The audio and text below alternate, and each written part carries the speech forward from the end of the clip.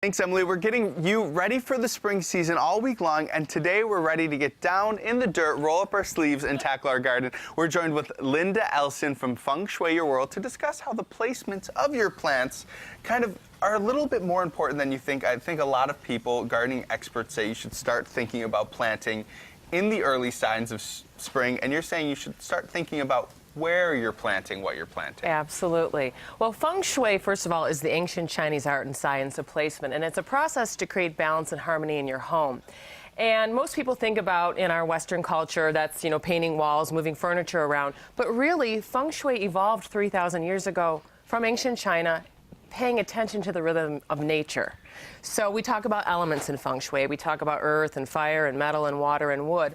In the West, we think about, the blue color on our walls, but, right, there is a science to it in the garden. And when you think about where you go to relax during those sunny spring days, it's really your garden. Now, it might seem a little complicated at first, but you broke it down in a very simple way, so we're going to show a picture, and we're going to talk about that picture. Great. So I want to pull up that first picture. Now, to me, what I'm seeing is just sort of red, pink flowers. What is this actually talking about? So when we talk about red, pink flowers, we think about the fire element. And the fire element is an element that we plant with in the south. And the south part of our garden, think about it, it's where the 12 noon sun is.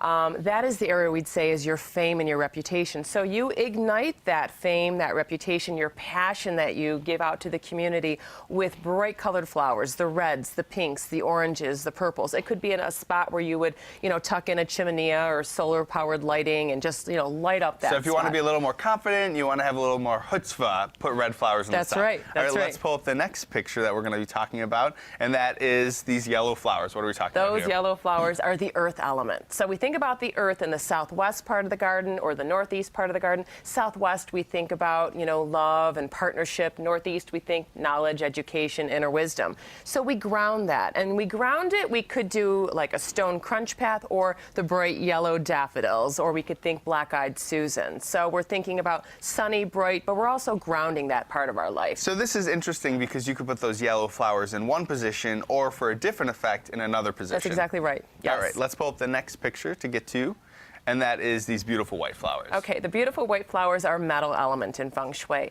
Typically we think about digging into the earth and finding the gold, the silver, the bronze, but when we translate it to color in Feng Shui, white, whether it's white daisies or the white chrysanthemums there, that would be used in the West, in the area where we'd say children and creativity is supported, or in the Northwest, where we support the male head of the household. Now, if we don't want to use flowers, maybe we have a really neat sculpture that's made out of metal. Can we just put a metal element there? So I would love a neat metal, fun, artistic sculpture would be great in the creativity children's section, or something, whimsical. Again, the idea of, having fun and just think about childlike play. All right, I want to pull up our final element, our last picture, and that is it's not the last, correct me.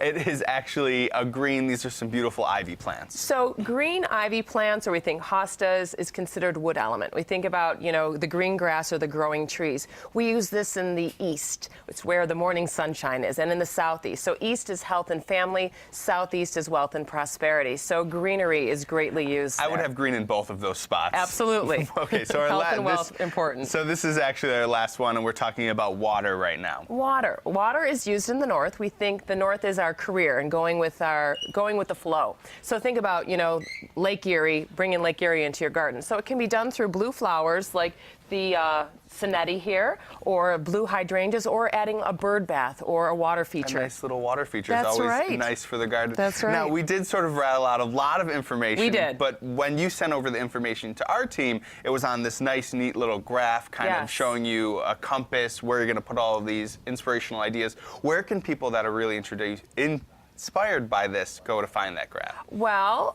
they can email me through my website, which is fengshuiyourworld.biz, and I'd be happy to send them out a copy. Now, do you sort of make house calls for a little bit more information? Because I feel like that might actually be the best idea. Yeah, that really would. And I've already done some garden house calls with people planning things out. So I do residential consultations for both homes, gardens, and businesses as well. So you really don't have to have all these elements. You can kind of pinpoint the things in your life that you really want a little bit of help with during the spring season and sort of isolate those. Very much so. All right. Well, I always am so interested when you come here and sit down on the couch with us. A lot of great inspiration and great ideas. Oh, thanks so much, Matt.